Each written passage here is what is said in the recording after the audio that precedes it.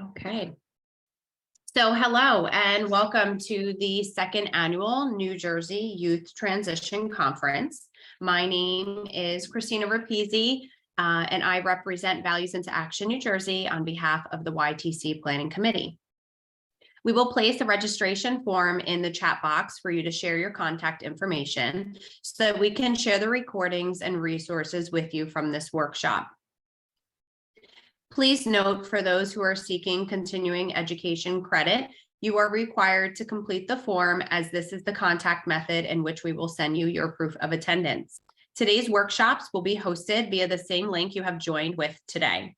You can see the full schedule on our website, and I will share the agenda on this screen after the conclusion of this workshop.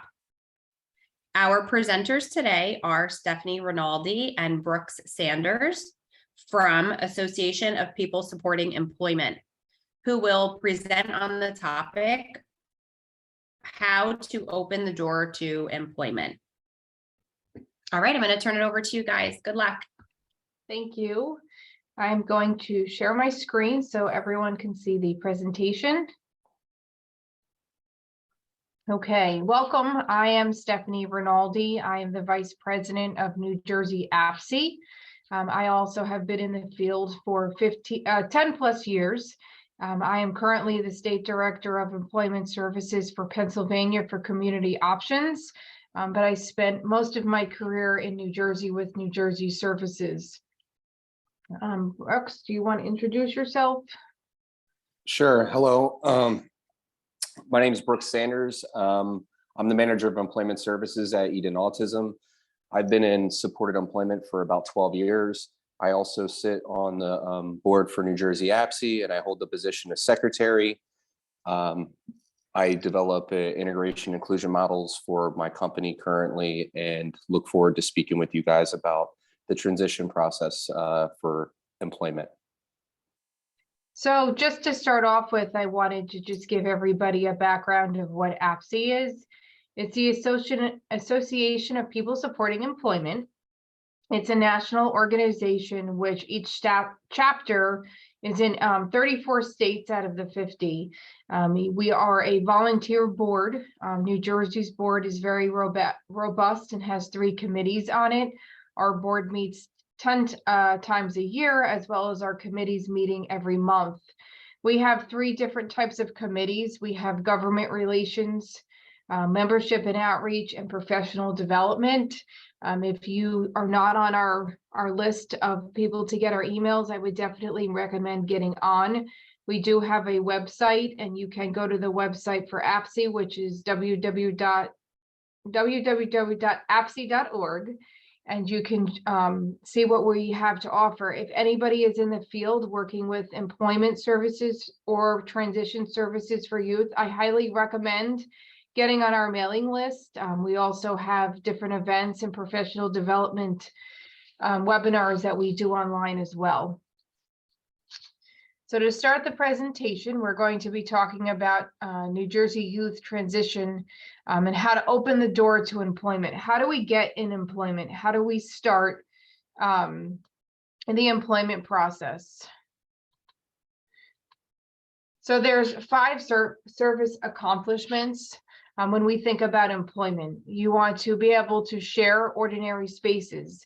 So we think about where we work and what we do, and it's, to most people, some place that we go to every day that's ordinary, and we want to share that amongst the youth getting into the adult world.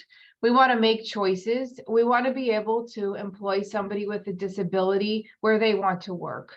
We all know that if we don't go to a place that we like when we go to work, work isn't enjoyable. So we try to find some place that we're interested, we're comfortable with, we have people amongst us that we can be friends with. And that goes into the growing in relationships.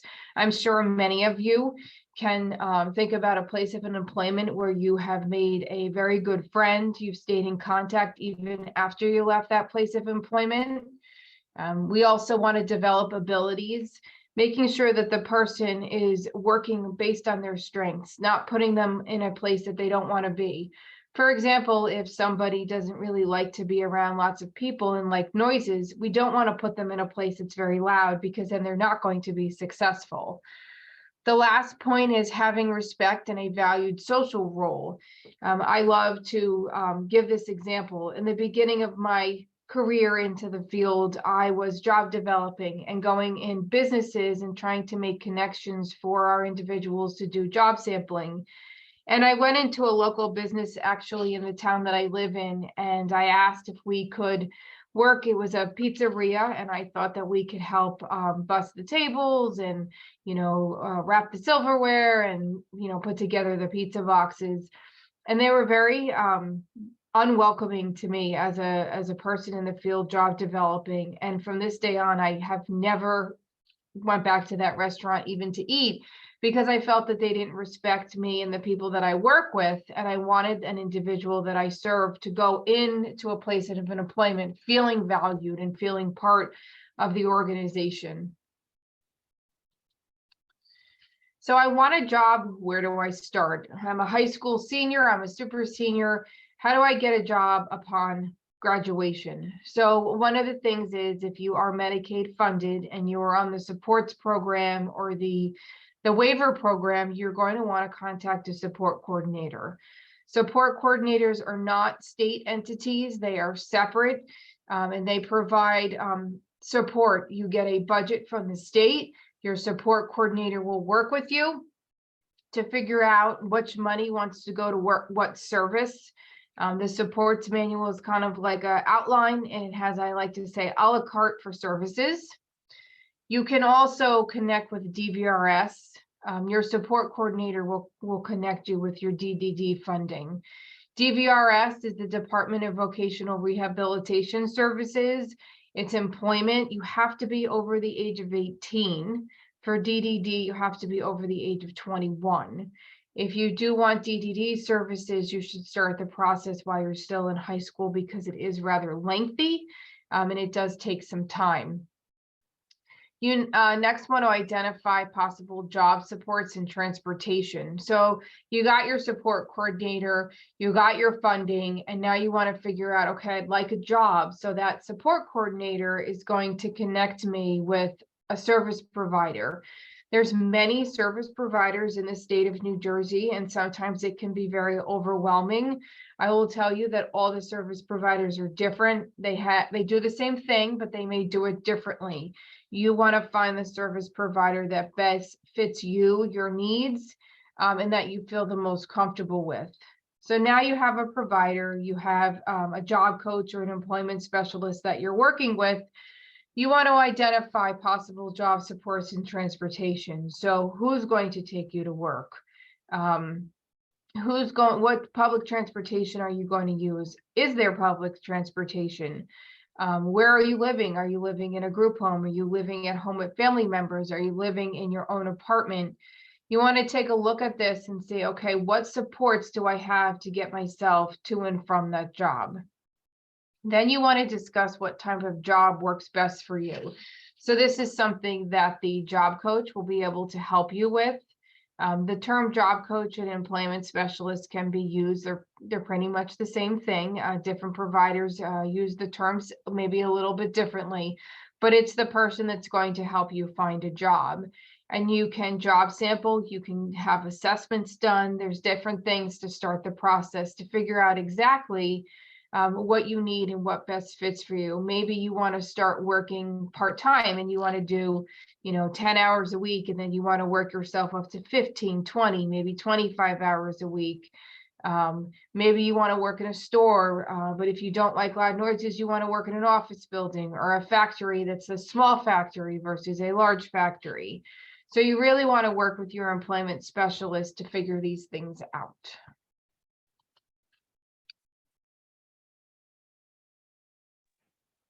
So next would be, what is person-centered planning? Person-centered planning is designed to create a vision for someone's future in order to appropriately map out their life and supports needed leading towards employment.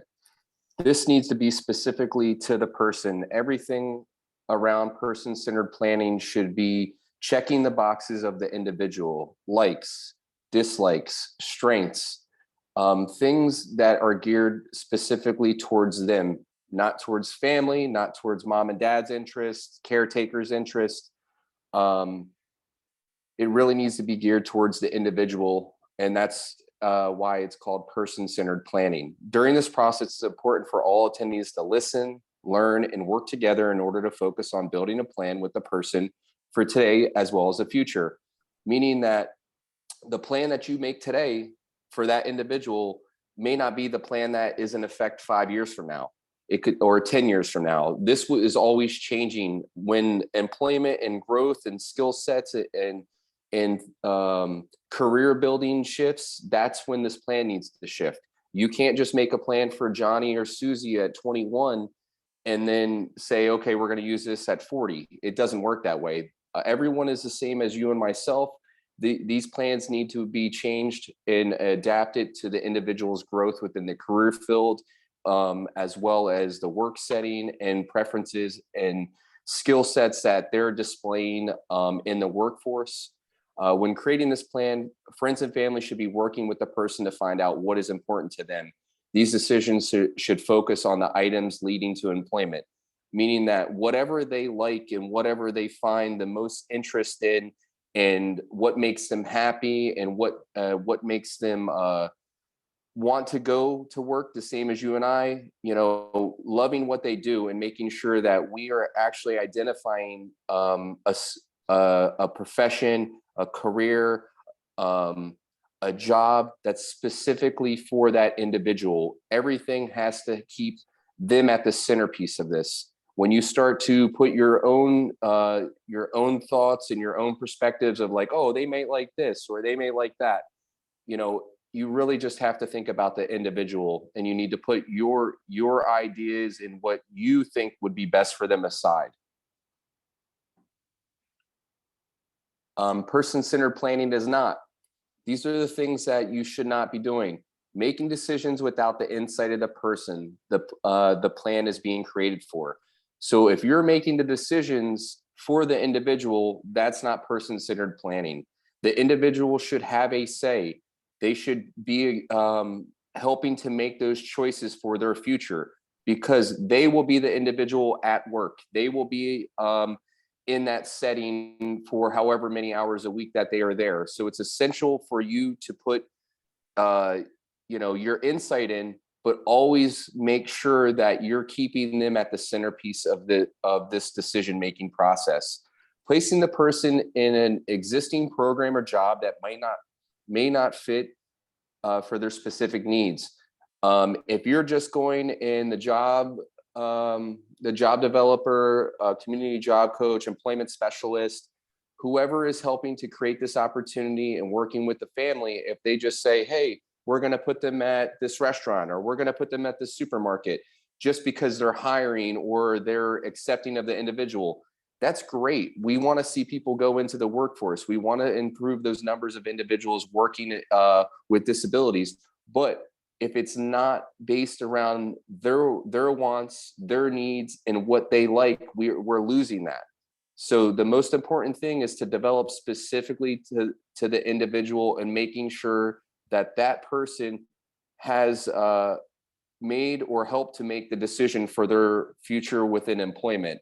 The next thing is not discussing issues that may be difficult to understand or complete quickly, meaning that if individual has environments that aren't good for them, maybe they don't like certain lighting, sounds, if you're placing somebody at PetSmart but they're afraid of dogs, like there's so many different things that fall into this. Behavior needs, maybe they have underlying behavior issues and certain settings aren't the best for them. All this has to be taken into account when you're developing or you're working with your community job coach and developing a plan for them. If you're not taking these into consideration when person-centered planning, failure is the outcome. So you really need to focus on the individual as well as making this plan specifically to them. And if you lose sight of that person-centered planning, success will not be the outcome. Okay, right here we have a graph, and it's basically the person is in the center here, and it shows you a little bit about what is important. So personal strengths and assets. So with the person being in the center of this, health and wellness, relationships, employment. Then you have your personal strength and assets, communication, lifelong learning, community involvement. You see at the bottom, it says personal strengths and assets continue. Day to day, what does their day to day look like? What are their finances? What's the home and housing look like? All these things within this graph help to create the perfect plan for them, because their work, the same as you and I, they need somebody there who can help to be a liaison. They need to be able to have monies in order to have housing or home. Another thing is, what if they have health issues or dietary restrictions or things like that? So you have to make sure that there's supports and people in their life in order to assist with that. What's their relationships look like? Do they have friends? Are they able to have a support system other than just family? Are there members of the community that are assisting in some aspect? All of this ties in when you're planning for this individual's transition into the employment field. If you're not taking these items into consideration when developing an employment opportunity and transitioning them from school age into supported employment or individual supports, what have you, you're going to lose them. So we have to make sure that we're always putting that person first before the employment. Employment will come, but with all these items, they all coincide, they all work together in order to have a successful outcome, which is employment. Okay, so here's another graph. So the focus is the person in the center. You have the lifestyle. What's their lifestyle look like? Are they active? Do they want to go out there and take part in sports or other activities? What's their future goals? Do they want to be married? Do they want to have a family? Do they want to have their own home? Do they need to buy a car? What's family life? Is mom and dad still there? Is there something structured for them later if something was to happen to mom and dad? Do they have a sibling? Who's going to be looking after them in oversight of trust or items that pertaining to finance? Other thing is support systems. What's their support systems look like? Are there people there that are advocating for them other than the coaches? Are they in a day program? Are they in a supported residential setting? Are there people looking out for their best interest? The next thing is abilities. What's their abilities? What abilities do they have that can align with a career path? What are the abilities that align them for their first job? The next thing would be skills. Do they have a specific skill set that would align them with the career? Do they have a skill set that would help them to build a progressive portfolio for 10 years down the road? Maybe they have some of these a few skills now, but you're saying, okay, well, what's our 5-year plan look like? This is our 5-year plan. How do we get them into an office setting? Maybe they started at a grocery store, but they really want to work in clerical work. So what skill sets are we aligning them with? Vocational skills, everyday life skills, something that can get them into a long-term employment opportunity that they feel happy about and that they're excited about and they want to go to work with. The next would be their interest. What interests them? What are the things that they're doing daily, weekly, monthly? What kind of activities are they partaking in? What's their likes and dislikes? All this adds up and it comes together to create a career. When you put everything together, the end goal, you start at a job, but you're moving towards a career. So when you put all this together, the main goal is transitioning them into the workforce, but the career is the focus.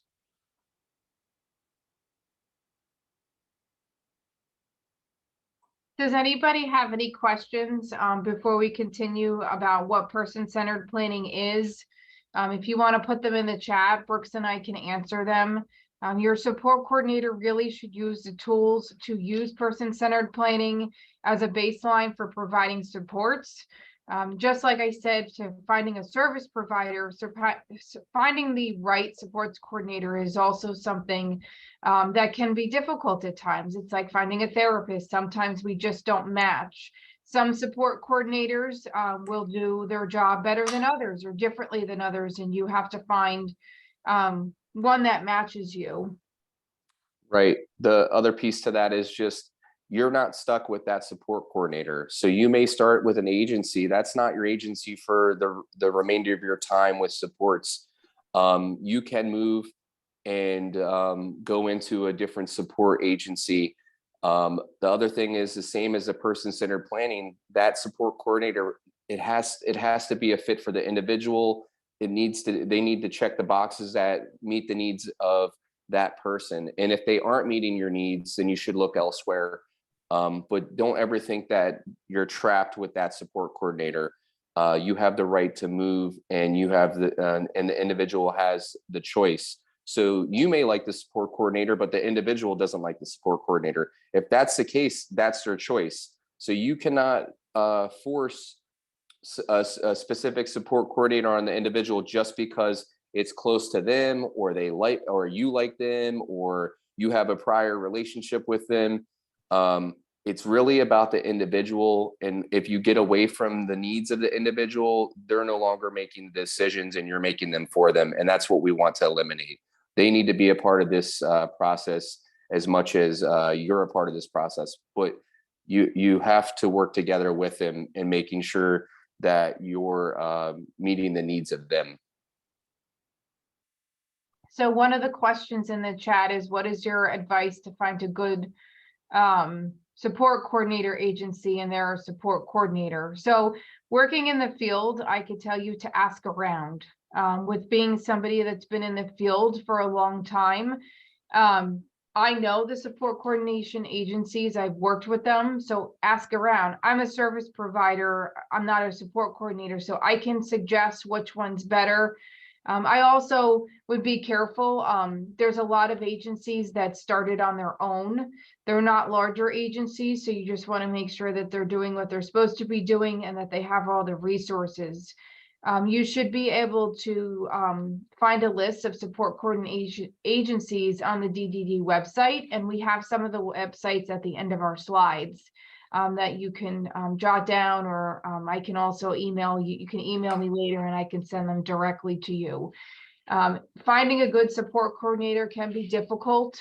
I will tell you that the credentials for a support coordinator has to be a bachelor's degree or higher, but they're entry level out of college. So I could graduate with a bachelor's degree in a field that's related, but I don't have as much experience. So you want to make sure that the agency that's there give support to their staff, to their new support coordinators on what they need.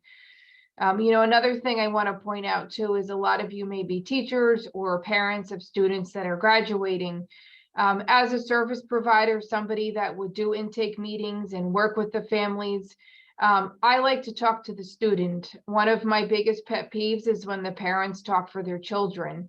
Your child, your family member, whoever you're there to support is going to be working, not you. So I would say work as a team. It goes again with the person-centered philosophy that everything that we do revolves around the person and what their wants and their needs are. So now that we've gone through being, connecting with a support coordinator, finding a service provider, let's put creating the plan. And I will tell you that a plan does have to be written down on paper. So the support coordinator has to write what's called your ISP plan, or DVRS has to write your IPE plan, which is your individualized plan of employment, and your ISP is your individual service plan. So depending on the funding source, you're going to have this written down. So when you're creating the plan, you want to think about working together and learning about the person's routines, favorite things, hobbies, interests. I call this the discovery process. I'm getting to know the person. I'm discovering them. I want to learn about what they like to do, what they don't like to do, what's their pet peeves, what family members, what friends, what neighbors do they connect with, do they hang out with, and get them also resources. I had worked with a grant-funded program for the deaf and hard of hearing with employment specialists that were ASL certified. When I used to work with somebody that was deaf, I would give them resources in the community to be involved with deaf chats. So there's lots of things that you could do to understand who the person is. You want to find their ideal work environment, their job, career choices, and their general passions. So one of the things I also learned is that I may have an individual that says, you know what, I want to work at ShopRite and I want to, be the cashier at the register. So there's a phase when you're looking for a job called you could job sample. So I could take them to a grocery store. It doesn't have to be ShopRite. And I can have them work at the register for, let's say, a couple hours or an hour or two to see if they like it. Well, the individual goes to the grocery store. They're all excited. They go and they stand there. And then about after an hour, they're like, oh, my feet hurt. Oh, I have to sit down. Well, most of you know that there's normally no stool behind you to sit down at a cash register. So then I have to talk to them. Do you want a stool? Is that an accommodation that you want? Or is this job not fitting for you? Do you want to work in the grocery store and maybe stock the shelves, or work in the floral department? And you can sample different job sites to see exactly what it is that you like, because sometimes students don't know what they like because they haven't had as many job experiences. And if they job sample or do a job tour is when the job coach will take them to a place of an employment and walk around. So I may bring them to Retro Fitness because they really like to work out. And I can say, well, you can come and work at Retro Fitness and you can do different things. You can be the person at the counter that checks everybody in. You can be the person that cleans in the background, where you clean the machines and you wipe down the bathrooms. Or maybe there's somebody in the back end that needs help in HR or paperwork. Sometimes people don't realize what kind of jobs are out there. Just think of Target. When you walk into Target, you say, okay, there's a cashier and there's stockers and there's a Starbucks in front of the store that they could serve coffee. But then we think to ourselves, wait a minute, there's more jobs at Target that are not, when I walk in, I don't see them. There's a loss prevention department, somebody who watches the cameras, the HR department, the managers, different types of paperwork. So I can walk into Target and I can go upstairs into a room. And I say upstairs because some stores have upstairs offices. And I can be helping them watch the videos to make sure that people aren't stealing. So it's about figuring out what that perfect environment is for them and having them put that in the plan. And like Brooks had said before, the plan can change. What you might think that you want one day, you might not want another in a couple weeks. Another thing would be think about what a bad day could potentially look like. So if I'm somebody that really likes routine and my routine is broken, what happens? Do I get really upset? Do I have an outburst? What kind of natural supports can I put in? And natural supports means somebody that's already there to offer guidance to the person. So a natural support in your job could be your coworkers, could be your boss, could be your HR department. So I want to think about, okay, if this individual needs something, what is it that they may need? And let me make sure it's in place and that they're there for the person if they need them. I want to work collectively to use the insight from the person first before providing your own. That's kind of what I said before when you're creating the plan. We as parents and caregivers and family members, we want to take care of our loved ones, but we have to let them make the choices that they want for the type of job that they want. And maybe if we know it's probably not the best job, they should find that out for themselves. Maybe it's just not a good match. They'll do the job for a month and then maybe they'll want to find something else. It's all about putting the person first. And the last thing is making sure the person is given a choice with all the decisions that are made and that are created. So I don't know about you, but if somebody told me that I had to go work someplace that I did not want to work, I would be very unhappy at work every day. I don't like the cold. If you told me to go be somebody that works outside landscaping in winter, I don't think I'd be very happy. And then we spoke about DVRS. So the Division of Vocational Rehabilitation, every county has a local office that you can go to. You want to complete the referral. The referral can be done online or it can be done on paper.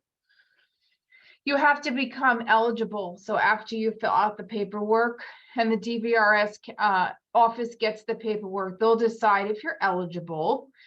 You then will choose a service provider, which I spoke of, and the DVRS office cannot tell you what service provider to work for, but sometimes they will discreetly recommend one, but they can't tell you who to go to. And then you're going to start services. You're going to have the service provider should contact you. You should have an intake meeting and meet with them. And then you would fill out their own paperwork and you would start working with them. I also recommend too, as being a service provider is, I always welcome families to come in and meet me and my team and decide if we're a good agency that they would like to work with, making sure that we make some kind of connection where they feel comfortable with us. And we can work on that. I always had a big team of job coaches, employment specialists, and they all had different styles. So I would match the style of the employment specialist with the individual to make sure that it was a successful placement for the individual.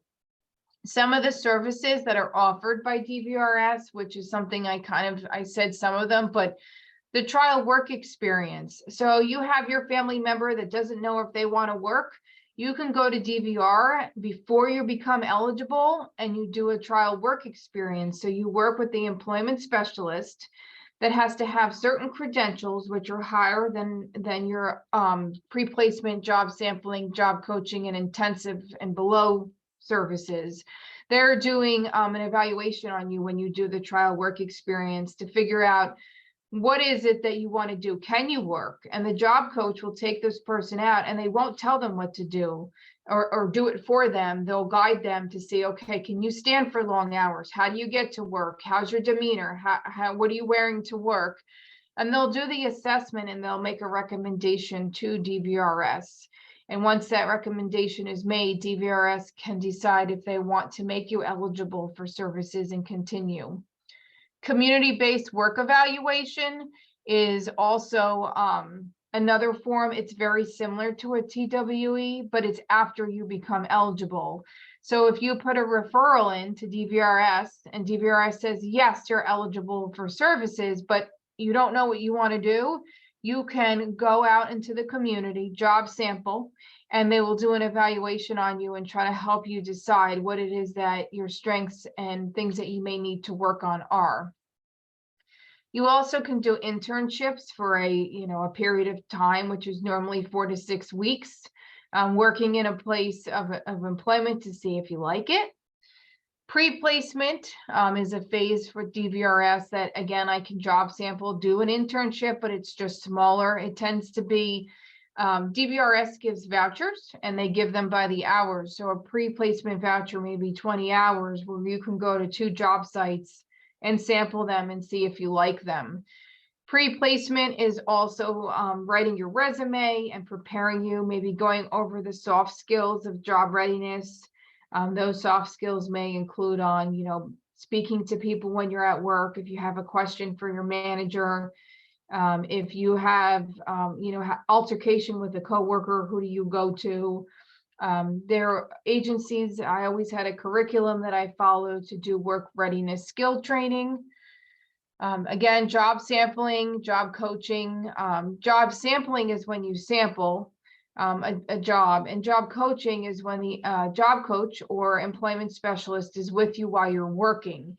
So if I get a job and my job coach takes me on my interview, helps me write my resume, prepares me for the interview, and I get it, when I go to work, the first phase is intensive job coaching. It means that when I start my job, my job coach, employment specialist is there with me for, let's say, the whole shift for 2 weeks. And then what they do is they fade away and it becomes long-term follow along, which means that the state entity DVRS pays for 3 hours a month for that long-term follow along. Your employment specialist can meet you in person. They can have a phone call with you. They can mix it up, but you get 3 hours of services to have somebody check in with you and make sure that you are comfortable within your position. And if you have any questions or need any help, they'll do that for you too. The Division of Developmental Disabilities Funding, there's the website. You do, when you register for DDD, have to take the New Jersey CAT assessment. That assessment is a bunch of questions that your caretaker, whether it's your normally your guardian, will fill it out. And then based on your approval, you'll get a tier. The higher the tier, meaning tiers go from A to E, and there's acuities. So if I'm an A, I'm very high functioning and I don't get as much money in my budget for supports because I don't need them. If I'm an E, I will get more money for supports because I need them. And an acuity is based on medical needs or behavior needs. So if I'm somebody that needs help in the bathroom all the time, I use a wheelchair, you could get an acuity for medical reasons. You would work with a support coordinator. So I mentioned that in the very beginning about having a support coordinator. And then services offered through your budget. There are many services in your budget, but I picked out the 4 services that pertain to employment. So your supported employment, career planning, pre-vocational training, and transportation. So career planning and pre-voc training you can do first before you do supported employment. Career planning is figuring out, your career. What are you planning for? Pre-vocational training tends to be your job sampling and your job readiness skills. So you may have a job coach, an employment specialist teach you those soft skills, like very similar to DVRS. It is just a different funding source. And again, DDD starts at the age of 21, but DVRS starts at the age of 18. And like I said, there are other services that are available, not pertaining to employment supports. So does anybody have any questions on what I went over? You can, put them in the chat. Brooks and I would be happy to answer them. This is my information and Brooks' information. If you have any questions that you would like to discuss with us, I'm more than happy, to help, to guide you in the right direction. I also like to say, New Jersey NJAPSE, we're accepting applications for committee members. In order to become a board member, you would first need to become a committee member. So we are taking in those applications now. So if you're interested in joining New Jersey NJAPSE, go to our website or you could find a picture of Stefanie with our information, use our information here, and we could help assist with the process, or you can come in and just ask questions, connect with us and ask questions. If you need any information pertaining to what we discussed today, or guidance with finding support coordination, or the transition process, or geographical location and what's the services look like for you in your location, connect with us, send us an email, and we'll do our best to help you with that process. It looks like we may have a question. So Brenda, if you could put your question in the chat, we would be happy to answer it. I don't have a keyboard, I'm sorry. Oh, that's okay. Okay. So go ahead. The question was, I just was curious about the sequence. It's pre-employment training and then DVRS and then job placement. Yeah, so pre-ETS employment services can go through DVRS or your local school district. By the guidelines for education, you have to have a transition plan. And then the school district can use the funding from DVRS for pre-ETS services. And then you go into the adult services, which is your supported employment through DVRS or DDD. So are the pre-ETS services for people that are younger than 18? Yes, it starts at age 14 and we work with the local high school. So different service providers are approved to provide pre-ETS services. You have to be, the service providers for any services that we work through for DVRS has to be approved. So we have to send in documentation and an application. So you'd have to find each county has a DVRS counselor that's related to the school for transition. If you're interested in pre-ETS services, they're done a couple different ways. Some of them are done after school on the weekend. Some of them are done during school. That's up to the school district. You can contact your certain person in the school district. So they're normally not guidance counselors, they're your special ed counselors. your learning disabilities consultant, one of those people in the school that you're working with, and say you want pre-ed services. You can also do your own referral if the school's not willing to do it for you or work with you on that. I've been through this conference, thank goodness. It's so wonderful and valuable for me. So I made the referral myself just yesterday, or the day before, I think Wednesday. And so I wasn't able to sign because I did it online. Do I have to still sign a paper form? No, so as long as you do it online on Career Link, you're fine. I will tell you it takes about 2 weeks for them to get back to you. Do you know what service provider you want to work with for that? I don't know. My son is in an out-of-district placement. So when I was going through one of these conferences, I decided to look at his IEP, and it was one of those blank we're going to refer him to DVRS when he is in 12th grade, like when he's getting ready to graduate. He needs services more intense than that. Couldn't wait that long. He's 15, but he's in 10th grade. So if you want, I'm more than happy to get into detail with you on that. My number is on the screen now, or my email. If you want to call me or email me, we can set up a time to talk, because there's a lot of information and it gets kind of complicated navigating it all. I agree. I totally agree. It's been real informative, but I'm shocked at my ignorance. All of this. I will tell you, I've been doing this for a long time, and if you don't know, you don't know, and you don't know where to find the information. I have talked to many parents and done many presentations at local high schools, and I tend to shock people when I give them the information that I do. Right. And also, you came to the right place today. So that shows initiative and a lack of ignorance, because you actually took the time to attend something that would benefit your son. So kudos to you for coming and connecting today. Hopefully we're able to provide some type of information. But as she said, send an email or phone call, and we could definitely provide some guidance to you. If anyone else has any questions, let us know. So I have the chat up. So Community Options is not a support coordination agency. And yes, they do work in Somerset County. I can connect you to the staff in that area if you need be. Just email me. A little bit about Community Options. They are one of the largest nonprofits in the nation. We serve 11 different states, and New Jersey is where we started. So we have a very robust program in New Jersey, and we have a separate transition program. It's called the STEP program, and it's the School to Employment program. And there's currently an internship program that's going on that's funded through DVRS for pre-ed services. So if anyone is interested in that, please feel free to email you and I will connect you to the director. Fantastic. Thank you so much. Thank you for your question. So I believe that our time is until an hour, so it's till 12:15. I will stay here if anybody else has any questions, that come up, I can answer them. But Brooks and I thank you very much. We attended this event last year and it was very successful.